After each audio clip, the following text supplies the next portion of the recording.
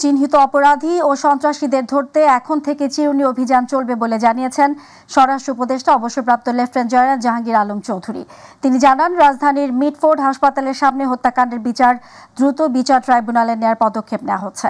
দুপুরে স্বরাষ্ট্র মন্ত্রণালয়ের সম্মেলন কক্ষে আইন শৃঙ্খলা সংক্রান্ত উপদেষ্টা পরিষদের বৈঠক শেষে এসব কথা বলেন স্বরাষ্ট্র উপদেষ্টা। আরও জানাচ্ছেন রাকিব হাসান। সচিবালয়ে স্বরাষ্ট্র মন্ত্রণালয়ের সম্মেলন কক্ষে স্বরাষ্ট্র উপদেষ্টা লেফটেন্যান্ট জেনারেল অবসরপ্রাপ্ত জাহাঙ্গীর আলম চৌধুরীর সভাপতিত্বে অনুষ্ঠিত হয় আইন শৃঙ্খলা সংক্রান্ত উপদেষ্টা পরিষদের 11তম সভা। সভা শেষে ব্রিফিংয়ে আলোচনার বিষয়বস্তু তুলে ধরেন স্বরাষ্ট্র উপদেষ্টা। এই সভায় আমরা আজকে যা আলোচনা করেছি তা হলো সারা দেশে আইন শৃঙ্খলা পরিস্থিতি ও অভিযান পরিচালনার বিষয়ে আলোচনা, মব সৃষ্টিকারীদের বিরুদ্ধে ব্যবস্থা গ্রহণ সংক্রান্ত আলোচনা, চুরি, ছিনতাই, চাঁদাবাজি, দখলবাজি, সংঘবদ্ধ দুষ্কৃতীদের কর্মকাণ্ড রোধের ব্যবস্থা গ্রহণ। সাংবাদিকদের প্রশ্নের জবাবে তিনি জানান, চিহ্নিত অপরাধী ও সন্ত্রাসীদের ধরতে এখন থেকেই চলবে চিরুনি অভিযান। মিটফোর্ডের নৃশংস হত্যাকাণ্ডের ঘটনা কি সরকার সর্বোচ্চ গুরুত্ব সহকারে দেখছেন। এই হত্যাকাণ্ডের দায়েরকৃত মামলায় প্রাথমিক তথ্য বিবরণীতে উল্লিখিত 19 জনের মধ্যে ইতিমধ্যেই 7 জনকে র্যাব, সেনাবাহিনী এবং পুলিশ গ্রেপ্তার করেছে। ঢাকার বাইরে গোয়েন্দা দল বিভিন্ন জায়গায় অভিযান চালিয়ে অবশিষ্ট আসামিদের গ্রেপ্তারে কাজ করে যাচ্ছে।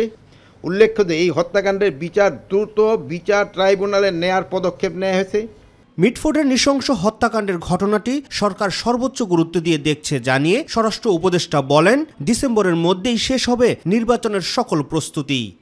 খুন, চুরি, ডাকাতি, চাঁদাবাজি, ছিনতাই, সন্ত্রাস, অপহরণ, নারী নির্যাতন, মব সহিংসতা, মাদক চোরাচালান সহ সব ধরনের অপরাধমূলক কর্মকাণ্ডে বিরুদ্ধে আইন শৃঙ্খলা বাহিনী নিয়মিতভাবে অভিযান পরিচালনা করছে এবং করবে। পরিস্থিতি বিবেচনায় সরকার যে কোনো সময় চিহ্নিত অপরাধী ও সন্ত্রাসীদের ধরতে বিশেষ বা চিরুনি অভিযান পরিচালনা করতে পারে। এক্ষেত্রে সাধারণ জনগণ সহ সকলের সহযোগিতা একান্তভাবে কাম্য। রাকিব হাসান, মাইটিভি, ঢাকা। সশস্ত্র বাহিনীকে দেয়া বিশেষ নির্বাহী ম্যাজিস্ট্রেটের ক্ষমতার মেয়াদ আরও 2 মাস বা 60 দিন বাড়িয়েছে সরকার। রোববার জনপ্রশাসন মন্ত্রণালয়ের প্রেষণ 2 শাখার সিনিয়র সহকারী সচিব জেতি প্রু এর সই করা এক প্রজ্ঞাপনে এই আদেশের কথা বলা হয়। এতে বলা হয়, the code of criminal procedure 1898 অনুযায়ী বর্ণিত অধিক ক্ষেত্রে অর্থাৎ সারা দেশে ও সময়কালে স্পেশাল এক্সিকিউটিভ ম্যাজিস্ট্রেটের ক্ষমতা অর্পণ করা হলো। আগে গত 17 সেপ্টেম্বর সারা দেশে মোতায়েন করা সশস্ত্র বাহিনীর সদস্যদের 2 মাস বা 60 দিনের ম্যাজিস্ট্রেসি ক্ষমতা দিয়ে প্রজ্ঞাপন জারি করা হয়েছিল। পরবর্তী এই মেয়াদ বিভিন্ন সময় বাড়ানো হয়েছে।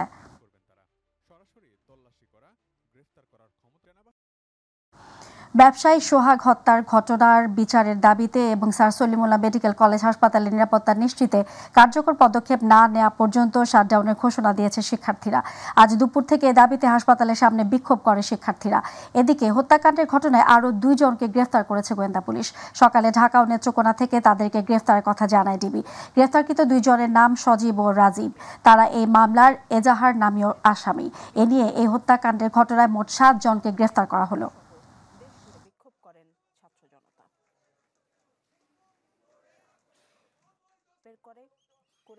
লালচাঁদ ওরফে সোহাগ নামে যে একজন ব্যবসায়ীকে নৃশংসভাবে হত্যার ঘটনায় ইতিমধ্যে পুলিশ তদন্ত আরম্ভ করেছে এবং গতকাল পর্যন্ত 5 জন এই ঘটনায় গ্রেফতার ছিল। আজকে ভোরে রাজধানী ঢাকা এবং নেত্রকোনা জেলায় অভিযান পরিচালনা করে ডিবি আরও 2 জনকে আটক করেছে। এই নিয়ে এই ঘটনায় এই পর্যন্ত 7 জনকে গ্রেফতার করা হলো। আমরা ঘটনাটি খুব গুরুত্ব দিয়ে তদন্ত করছি এবং ঘটনার সাথে জড়িত যে বা যারাই থাকুক না কেন তাদেরকে আইনের আওতায় নিয়ে আসার জন্য কাজ করছি। আশা করি খুব অল্প সময়ের ভিতরে ঘটনার প্রকৃত রহস্য উদ্ঘাটন সহ ঘটনার সাথে জড়িত অন্যান্য যারা রয়েছেন তাদেরকে আমরা আইনের আওতায় নিয়ে আসতে সক্ষম হব। বিএনপিকে এত সহজে তুড়ি মেরে উড়িয়ে দেওয়া যাবে না বলে মন্তব্য করেছেন বিএনপির মহাসচিব মির্জা ফখরুল ইসলাম আলমগীর। রাজধানীর একটি হোটেলে Tarek Rahman the hope of Bangladesh বইয়ের মোড়ক উন্মোচন অনুষ্ঠানে তিনি একথা বলেন। বড় পরিসরে জাতীয়তাবাদীদের সাইবার যুদ্ধে লড়াই করার আহ্বান জানিয়ে বিএনপি মহাসচিব বলেন, বিএনপির ওপর পরিকল্পিতভাবে সাইবার হামলা করা হচ্ছে। আফজাল হোসেনের রিপোর্ট। Tarek Rahman, the hope of Bangladesh বইটির মোড়ক উন্মোচন অনুষ্ঠিত হয়েছে রাজধানীর একটি হোটেলে। বইটি সম্পাদনা করেছেন কৃষক দলের সাধারণ সম্পাদক শহীদুল ইসলাম বাবুল। অনুষ্ঠানে বিএনপির মহাসচিব মির্জা ফখরুল ইসলাম বলেন, বিএনপি বারবার প্রমাণ করেছে ধ্বংসস্তূপের মাঝ থেকে জেগে উঠতে পারে। প্রেসিডেন্ট জিয়া রহমান সাহেবের শাহাদাতের পরে অনেকে ভাবলো বিএনপি শেষ, বিএনপিকে আর খুঁজে পাওয়া যাবে না, কিন্তু সেই বিএনপি আবার আমাদের দেশনেত্রী বেগম খালেদা জিয়ার নেতৃত্বে আমাদের ছাত্র নেতা যুব নেতাদের সঙ্গে নিয়ে আবার বিএনপি জেগে উঠেছে। লোভ, লালসা এ সমস্ত ঊর্ধ্বে উঠে আমাদের বিএনপির নেতারা কিন্তু একজোট হয়ে দাঁড়িয়ে থেকে। তো এই জিনিসগুলো কিন্তু আমাদের শক্তি, এটা আমাদের ইনহেরেন্ট একটা স্ট্রেংথ, এই স্ট্রেংথটাকে কিন্তু আমাদের কাজে লাগাতে হবে। অনুষ্ঠান থেকে জাতীয়তাবাদীদের আরও বড় পরিসরে সাইবার যুদ্ধে লড়াই করার আহ্বান জানিয়েছেন বিএনপি মহাসচিব। সাইবার ওয়ার্ল্ডে যে যুদ্ধ, সাইবারের যে যুদ্ধ, সেই যুদ্ধের জন্য যে প্রস্তুতি, এই কথাটা আমি বারবার করে বলেছি। আমার মনে হয় এর আগের যে অনুষ্ঠানগুলোতে এসেছি আমি সেখানে তোমাদেরকে বলেছি, ওই জায়গায় আমরা কিন্তু খুব দুর্বল। সুনির্দিষ্ট চক্রান্ত করে তারেক রহমানের নেতৃত্বকে নিশ্চিহ্ন করে দেওয়ার চেষ্টা চলছে বলে অভিযোগ করেন বিএনপির মহাসচিব। আফজাল হোসেন, মাই টিভি, ঢাকা। শাপলা প্রতীক পেতে বাধা দেওয়া হলে রাজনৈতিকভাবে লড়বে জাতীয় নাগরিক পার্টি এনসিপি, এমনটা জানিয়েছেন জাতীয় নাগরিক পার্টির মুখ্য সমন্বয়ক নাসিরউদ্দিন পাটোয়ারি। রোববার প্রধান নির্বাচন কমিশনার এএমএম নাসিরউদ্দিনের সঙ্গে এনসিপির প্রতিনিধি দলের বৈঠক শেষে একথা বলেন তিনি। এ সময় নিবন্ধন স্থগিত হওয়া আওয়ামী লীগের নৌকা প্রতীক বাতিল করে শাপলা প্রতীক তালিকায় যুক্ত করার দাবি জানিয়েছেন দলটি। ইলিয়াস মাদবর আছেন বিস্তারিত রিপোর্টে। রোববার আগারগাঁও নির্বাচন ভবনে প্রধান নির্বাচন কমিশনার এএমএম নাসিরউদ্দিনের সঙ্গে 2 ঘন্টারও বেশি সময় বৈঠক করে এনসিপির 5 সদস্যের একটি প্রতিনিধি দল। বৈঠক শেষে এনসিপির মুখ্য সমন্বয়ক নাসিরউদ্দিন পাটোয়ারি বলেন, শাপলা প্রতীক পেতে তাদের আইনি কোনো বাধা নেই। আমাদের শাপলার কোনো বিকল্প অপশন নাই, কারণ লিগ্যাল ওয়েতে আমরা দেখেছি আইনগতভাবে শাপলা পেতে আমাদের কোনো বাধা নেই। যদি বাধা দেওয়া হয় সেটা আমরা রাজনৈতিকভাবে লড়াই করব। এইসিতে যারা সাংবিধানিক প্রতিষ্ঠান অনুযায়ী নিজের ভালো কাজের পরিচয় দিয়েছেন তাদেরকে রাখা যেতে পারে, কোনো ব্যক্তি আকারে নয়।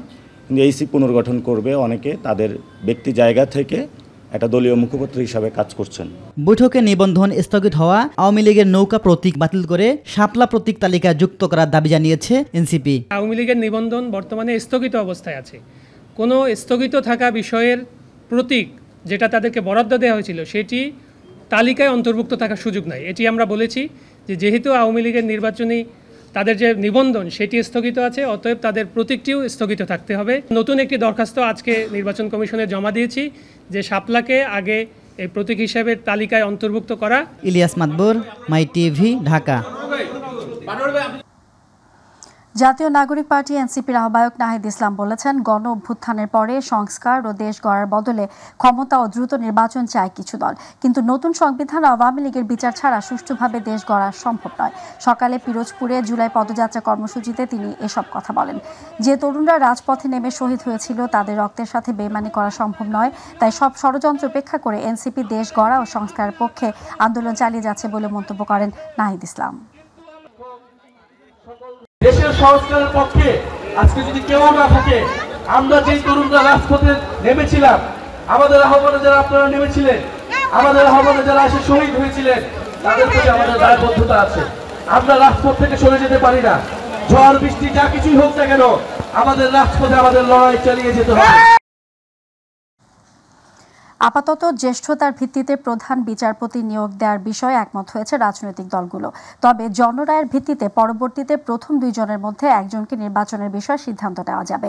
রোববার বিকেলে ফরেন সার্ভিস একাডেমিতে জাতীয় ঐক্যমত্য কমিশনের সঙ্গে দ্বিতীয় ধাপের সংলাপের 12তম দিনে বৈঠক করে দলগুলো। বৈঠকে প্রধান বিচারপতি নিয়োগ দেওয়ার বিষয়ে একমত হয়েছে দলগুলো। এছাড়া জরুরি অবস্থা ঘোষণার বিষয়েও দলগুলো সম্মত হয়েছে কমিশনের বৈঠকে। জাতীয় ঐক্যমত্য কমিশনের সহ সভাপতি ডক্টর আলী রিয়াজ জানান, জরুরি অবস্থা জারির সময় জীবনের অধিকার ও মৌলিক অধিকার হরণ করা যাবে না। এছাড়াও 31 জুলাইয়ের মধ্যে জুলাই সনদ বিষয়ে যৌক্তিক সমাধানে পৌঁছাতে চায় কমিশন। বৈঠকে বিএনপি, জামায়াত, এনসিপি সহ বিভিন্ন রাজনৈতিক দলের নেতারা যোগ দেন। কমিশনের পক্ষ থেকে যে প্রস্তাব হাজির করা হয়েছে আজকে, সেগুলোকে সমন্বিত করে আমরা একটি প্রস্তাব হাজির করতে পারবো বলে আশা করছি। আমাদের দৃঢ় বিশ্বাস যে আমাদের যে অগ্রগতি সাধিত হচ্ছে সেই অগ্রগতি অব্যাহত রেখে আমরা জুলাই মাসের শেষ নাগাদ একটি জাতীয় সনদে উপনীত হতে পারব। আমি এই সুযোগে আবারও রাজনৈতিক দলগুলোকে আন্তরিক ধন্যবাদ জানাই। দর্শকের পর্যায়ে রয়েছে রক্তাক্ত জুলাই গণ অভ্যুত্থান।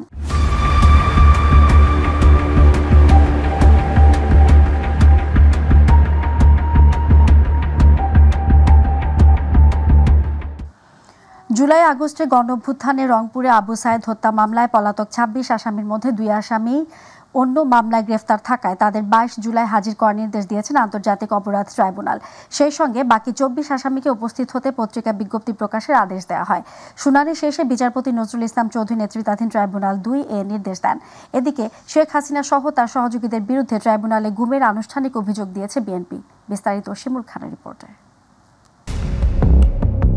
গত বছরের ১৬ জুলাই কোটা বিরোধী আন্দোলনের সময় রংপুরে বেগম রোকেয়া বিশ্ববিদ্যালয়ের মেধাবী শিক্ষার্থী আবু সাইদকে গুলি করে হত্যা করে পুলিশ। আবু সাইদ হত্যায় তৎকালীন ভিসি হাসিবুর সহ ৩০ জনের বিরুদ্ধে প্রমাণ পাওয়ায় তদন্ত শেষ করে ট্রাইব্যুনালে প্রতিবেদন দাখিল করা হয়। শহীদ আবু সাইদকে যে নির্মম নিষ্ঠুরভাবে হত্যা করেছে সেই মামলাটিতে মাননীয় ট্রাইব্যুনাল ৩০ জন আসামির বিরুদ্ধে কগনিজেন্স নিয়েছেন।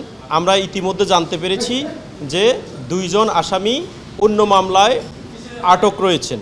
সেজন্য আমরা সেই ২ জনকে এই মামলায় প্রোডাকশন ওয়ারেন্ট ইস্যু মূলে হাজির করার জন্য আমরা মাননীয় ট্রাইব্যুনালে আবেদন করেছি। মাননীয় ট্রাইব্যুনাল সেটি মঞ্জুর করেছে। এদিকে আশুলিয়ায় হত্যা ও লাশ পোড়ানো মামলায় শুনানির তারিখ পিছিয়ে ১৬ জুলাই করা হয়েছে। সকালে আবু সাইদ হত্যা মামলার ৪ আসামি এবং আশুলিয়ায় লাশ পোড়ানো মামলার ৮ আসামিকে ট্রাইব্যুনালে হাজির করা হয়। নির্মম নিষ্ঠুরভাবে পৈশাচিক কায়দায় তাদের লাশগুলো পুড়িয়ে দিয়েছে সেই মামলাটি ছিল। এই মামলাতে ৮ জন আসামি কাস্টডিতে আছে আর ৫ জন আসামির ওয়ারেন্ট এক্সিকিউশন রিপোর্ট এখনও ট্রাইব্যুনালে আসেনি, এসে পৌঁছায়নি। সেজন্য আমরা মাননীয় ট্রাইব্যুনালের কাছে সময় চেয়েছি। মাননীয় ট্রাইব্যুনাল এটি ১৬ জুলাই ধার্য করেছে। আন্তর্জাতিক অপরাধ ট্রাইব্যুনালে শেখ হাসিনা, আনিসুল হক, বেনজির আহমেদ সহ ১৬ জনের বিরুদ্ধে গুমের অভিযোগ দায়ের করেছে বিএনপি। দুপুরে ভুক্তভোগীদের সঙ্গে চিফ প্রসিকিউটর কার্যালয়ে এ অভিযোগ জমা দেন বিএনপির কেন্দ্রীয় কমিটির নির্বাহী সদস্য এবং তথ্য সেলের সমন্বয়ক সালাউদ্দিন খান। এ সময় তদন্ত শেষে যথাযথ আইনি ব্যবস্থা নেওয়া হবে বলে আশ্বস্ত করেন চিফ প্রসিকিউটর মোহাম্মদ তাজিউল ইসলাম। শিমুল খান, মাই টিভি, ঢাকা। ২০২৪-এর জুলাই গণ অভ্যুত্থানে আন্দোলনকারীদের দমাতে নির্বিচারে গুলি এবং সর্বশক্তি নিয়োগ করতে হেলিকপ্টার থেকে ছোড়া গুলিতে নিহত হয় ৫ থেকে ৭ বছর বয়সী জাবির ইব্রাহিম, আহাদ, রিয়াজ সহ প্রায় ১.৫ শতাধিক শিশু। সেই শিশু হত্যা নাড়া দিয়েছিল দল, মত, ধর্ম নির্বিশেষে সকল মানুষকে। আর তা উঠে আসে জাতিসংঘের তথ্য ও প্রতিবেদনে, যা হতবাক করেছে বিশ্ববাসীকে। দর্শক, জুলাই শিশু হত্যার তথ্য তুলে ধরছেন শাহজাহান আলী মনোয়ার, ক্যামেরায় মিফতা কালিবের রিপোর্ট। ওর প্রথম কাজই ছিল আমাকে জড়ায় ধরা। এটা আমি বলতে পারি না, আমি মিস করি ওকে। ৬ বছর বয়সী নিষ্পাপ শিশু সন্তানকে হারিয়ে কান্না যেন থামছেই না শহীদের এই মায়ের। বুক ফাটা আর্তনাদের সাক্ষী এখন কেবলই ৪ দেয়াল। ২০২৪-এর ৫ আগস্ট ছাত্র জনতার অপ্রতিরোধ আন্দোলনে শেখ হাসিনা পালিয়ে যাবার খবরে রাস্তায় নেমে আসে লক্ষ লক্ষ মানুষের বাঁধভাঙা উল্লাস। এ সময় বাবা মা ও ভাইয়ের সাথে উত্তরায় প্লেকার্ড হাতে নেমেছিল ৬ বছরের জাবির ইব্রাহিমও। কিন্তু ঘাতকের বুলেটে শেষ হয়ে যায় নিষ্পাপ এই শিশুর জীবন।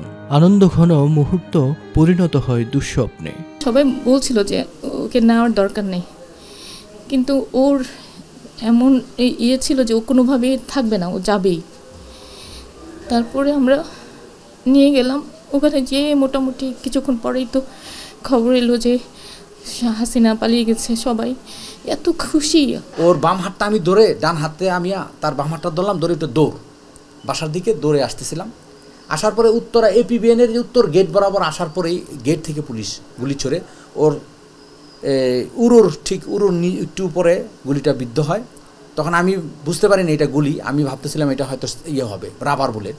রক্ত পড়তেছে, তাড়াতাড়ি তাকে আমি পাঁচর কোলে নিয়ে আমি কুয়েতমন্ত্রী হাসপাতালে নিয়ে যাই। তো ওই অবস্থায় প্রায় ১.৫ ঘন্টা রক্তক্ষরণের পরে সে ওখানেই মারা যায়।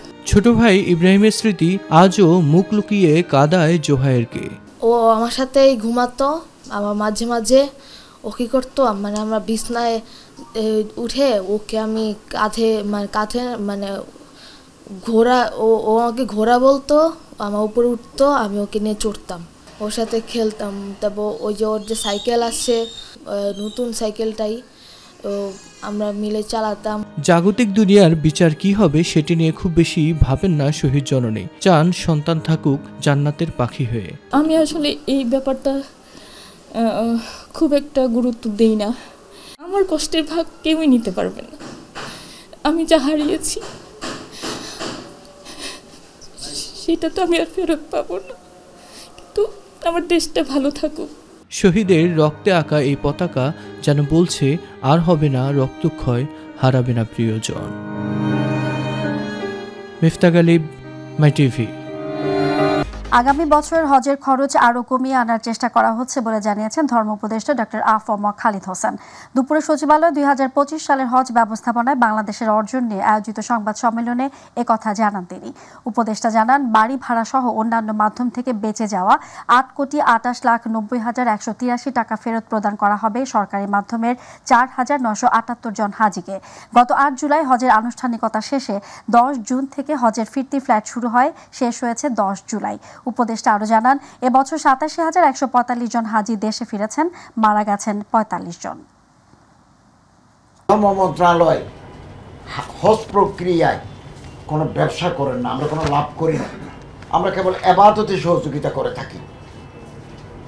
এই ক্ষেত্রে আমরা প্যাকেজ নম্বর 1, প্যাকেজ নম্বর 2 ডিক্লেয়ার করেছিলাম।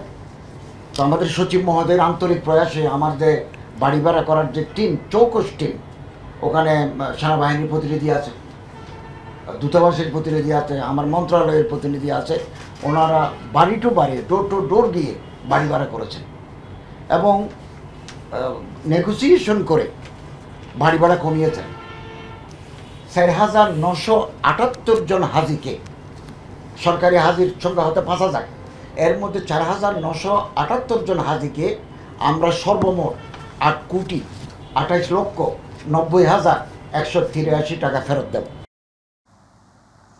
প্রশাসন ক্যাডারের সাথে দ্বন্দ্বের জেরে এনবিআরের আন্দোলন পরবর্তীতে যা সরকার বিরোধী আন্দোলনের রূপ দেবার ষড়যন্ত্র ছিল বলে জানিয়েছেন জ্বালানি উপদেষ্টা ফজল কবির খান।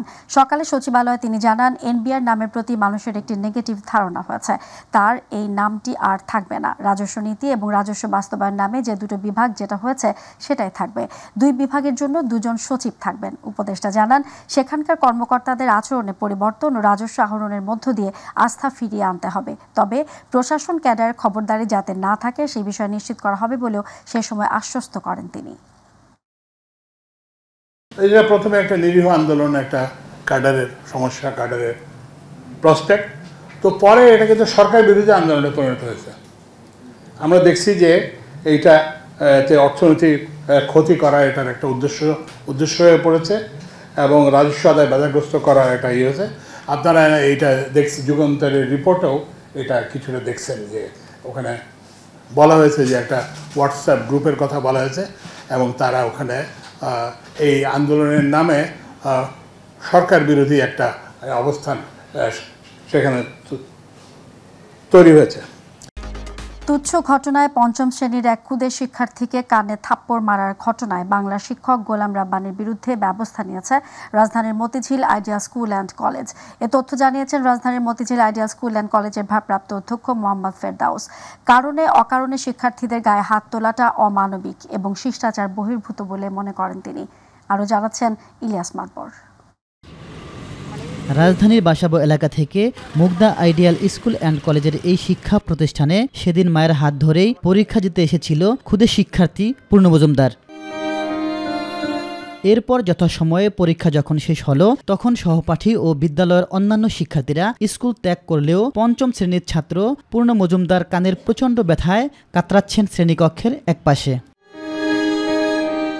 ক্লাসরুমে ছোট্ট এই শিশু বাচ্চার কান্নার কারণ জানা গেল শুধুমাত্র পরীক্ষার লুজশিটে স্টাপলার পেন না মারার কারণে গোলাম রাব্বানী স্যার তার কানে কষে থাপ্পড় মেরেছেন। আমাদের পরীক্ষা শেষ হবে 10টার দিকে, তার 5 মিনিট আগে আমি 2টো লুজ শিট নিয়েছিলাম, নিয়ে আমি ওইগুলোতে লেখার টাইম পাইনি, প্লাস স্টাপলারও করিনি। তখন পরীক্ষা শেষ হয়ে গিয়েছিল, তারপরে স্যার এসে আমার খাতাটা যখন নিবে তখন দেখেছিল আমি লুজ শিট স্ট্যাপলারও করিনি এবং লিখিও নি। পরে স্যার বলেছে তুমি কেন লুজ শিট স্ট্যাপলার করোনি এবং লেখোও নেই। তখন এই কথা বলে সাথে সাথে স্যার আমাকে একটা চটকানা বসিয়ে দেয় বাম কানে। তো এখানে সাথে সাথে ওইখান থেকে রক্ত পড়তে থাকে এবং আমি চটকানার সাথে সাথে আমি ওই ধাক্কায় ওই বাড়িতে তখন আমি আমার ডান পাশে ছিল একটা জানালা, ওই আমার ডান কানে তখন আমি জানালার সাথে মানে যে এখানে আমি তখন জানালার সাথে একটা বাড়ি খাই। তখনই আমার মাথাটা অনেক ব্যথা পাই আমি এবং আমি সাথে সাথে কান্না করা শুরু করে দিই। এ ব্যাপারে মতিঝিল আইডিয়াল স্কুল অ্যান্ড কলেজের অধ্যক্ষ জানান, অভিযুক্ত শিক্ষক গোলাম রাব্বানীর বিরুদ্ধে নেওয়া হয়েছে প্রয়োজনীয় ব্যবস্থা। এটা এই সমস্ত ঘটনা ঘটে, প্রায় ঘটে শিক্ষকদের আচরণের মধ্যেও কিছু আছে যেটা ব্যবস্থা নেওয়া হয়। সে বিষয়ে আমি বিস্তারিত আর বলতে চাই না। ইলিয়াস মাতবর, মাই টিভি, ঢাকা।